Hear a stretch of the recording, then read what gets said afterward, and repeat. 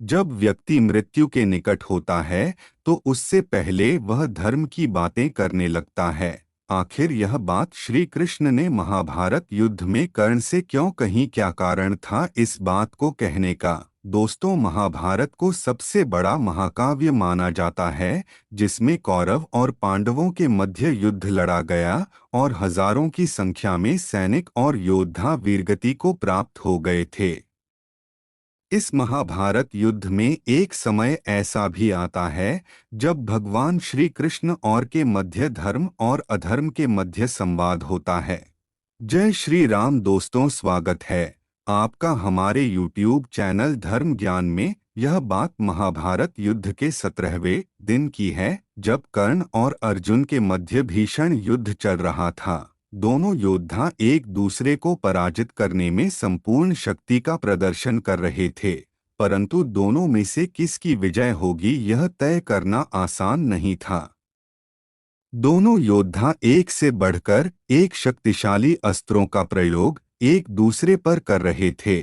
युद्ध के दौरान कर्ण के रथ का पहिया अचानक धरती में धंस जाता है।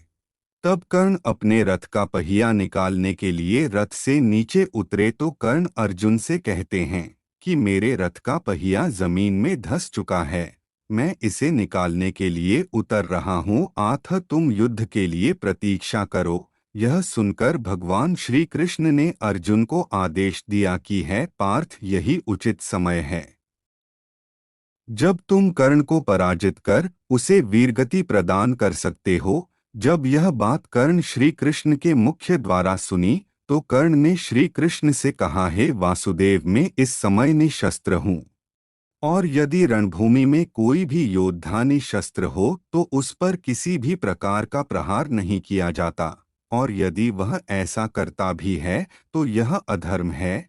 तो आप ऐसा कैसे कर सकते हैं? कर्ण की बातें सुनकर भगवान श्री कृष्णा ने कर्ण को जवाब दिया कि है दानवीर कर्ण, यदि तुम धर्म की बात कर रहे हो तो तुम्हारे मित्र दुर्योधन ने और तुमने इसका पालन क्यों नहीं किया? जब चौसर के खेल में पांडवों को धूर्त क्रिया द्वारा हराया गया था और छलपूर्वक उनका संपूर्ण राज्य तुम्हारे मित्र ने अपने अधीन कर लिया, उस वक्त तुम्हारा और तुम्हारे मित्र का धर्म कहाँ चला गया था? इसके बाद जब भरी सभा में दुशासन ने द्रौपदी के वस्त्रों का चीर हरण किया गया, तब भी ना तो तुमने और ना तुम्हारे मित्र ने स्त्री का सम्मान किया, अपितु उसके दामन पर एक काला दाग लगाने का प्रयास किया। तब भी तुम्हें अपना धर्म याद नहीं आया।